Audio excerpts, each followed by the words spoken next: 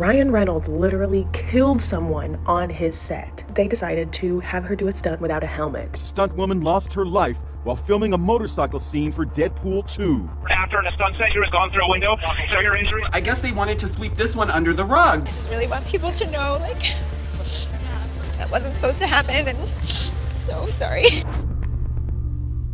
Blockbuster films like Deadpool 2 rake in hundreds of millions of dollars, dazzling audiences with mind-blowing action sequences and death-defying stunts. But behind all that Hollywood magic are the unsung heroes, the stunt performers, who put their lives on the line to make it all look real. And sometimes the consequences are devastating. In 2017, a rising star in the motorcycle racing world, Joy S.J. Harris, found herself on the set of Deadpool 2, preparing for the stunt opportunity of a lifetime. But just days into the job, tragedy struck in a way that should have never happened. What followed was an industry cover-up, safety violations, and a shocking lack of accountability. So, how did a professional rider end up in a situation that cost her life? And why does nobody talk about it? Obtained the police radio dispatch made after a stuntwoman lost her life while filming a motorcycle scene for Deadpool 2. After a stunt set, you was gone through a window, severe injury. The audio captures the terrifying moments after Joy S.J. Harris crashed through a ground floor window in Vancouver, British Columbia. Her motorcycle was left lying on the ground, surrounded by shattered glass. The stunt actor was airborne through the building. The Brooklyn native was touted as being the first licensed African-American woman in U.S. history to compete in sanctioned motorcycle road racing events. On YouTube, she posted video of wiping out in a race in 2015. She wrote, "Lesson learned, always focus on your own ride." Just 3 days ago, she posted this photo, feeling fantastic in Vancouver, British Columbia. Joy Harris wasn't just any motorcycle rider. She was a trailblazer, born and raised in Brooklyn, New York. She shattered barriers by becoming the first licensed African-American female professional road racer in the United States. With nearly a decade of experience on the track, she had built a reputation as a fearless competitor, racing under her own independent team, Threader Racing. But while she was an expert on the racetrack, stunt performing was an entirely different world. Racing is about speed, precision, and control. Stunt work is about controlled chaos, creating the illusion of danger while having fail-safes in place. And that's where the trouble started. I just saw a video about someone dying on the set of Deadpool. Now, they settled out of court. They were not sued because the movie company, I think it was 20th Century Fox, they decided to settle with the person who was going to sue them because they literally killed an African-American woman on set because they decided to have her do a stunt without a helmet. Ryan Reynolds literally killed someone on his set.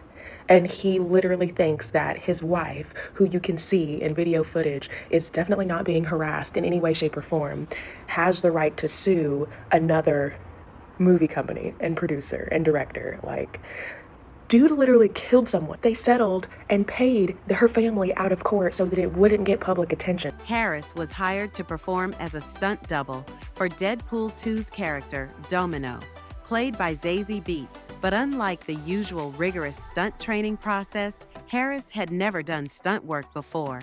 This was her first film job, and yet she was assigned to execute a high-risk motorcycle stunt on a far more powerful bike than what she was accustomed to racing. Multiple reports from the set revealed that she had performed the stunt successfully 4 times before, but then production wanted one more take. It was this 5th attempt that turned fatal. Witnesses described Harris losing control, swerving to avoid pedestrians, hitting a curb, and being thrown through a plate glass window.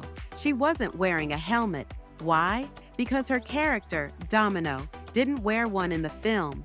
She died instantly on impact. You guys did also have a very tragic thing happen on set. How did you handle that and come together as a cast? It really rocked our boat, and still is. It changed a lot in our production, changed a lot in the film. That week we shut down production for a few days and then we came together, and it actually really did bring the cast sort of to the same place, and we had a memorial for her, and yeah, it was very sad. Yeah, and it was a very strange time, and still is. Like, it still is staying with us. And yeah, so, and for the stunt community too, there, like, I don't know, I just want to say, like, we're really proud of our stunt team, and they're a fantastic team. And I just really, sorry, I just really want people to know, like, that wasn't supposed to happen, and they're a really good team. So sorry. Good. I need to make you No, proud. it's okay. But it is. It's this. You forget that there are people behind the scenes doing things, Yeah. you know, and it is such an important work. And they just mean a lot. So it's been, yeah, we've also, like, come together for it, and, like, so, but I'm just, like, I'm proud of our crew, and, you know, I pray for Joy's family, and, you know, she was a domino, and so I feel, like, kind of connected to her in that way, and, you know, the first Black, like, professional motorcyclist, and so, yeah, so she lives with us, and I think she will in the film. When the news of Harris's death broke, Deadpool 2's producers, including Ryan Reynolds, were quick to release statements expressing their heartbreak. But behind the scenes, something darker was happening. A government investigation found that the production had violated multiple safety protocols. The company was fined $289,562 for failing to provide proper safety documentation and for not taking the necessary precautions to protect Harris. It was also revealed that a more experienced stunt performer was initially considered for the role, but struggled to control the motorcycle. Instead of modifying the stunt or ensuring better training, they opted to cast Harris, a rider, but not a trained stunt professional. Despite these findings, Deadpool 2 suffered no major backlash. The movie went on to gross over $785 million worldwide. Media coverage of Harris's death was minimal, and it quietly faded from the public eye. Some industry insiders believe that the lack of outrage was intentional, an effort to protect the film's reputation. After all, acknowledging a preventable death on set isn't good for business.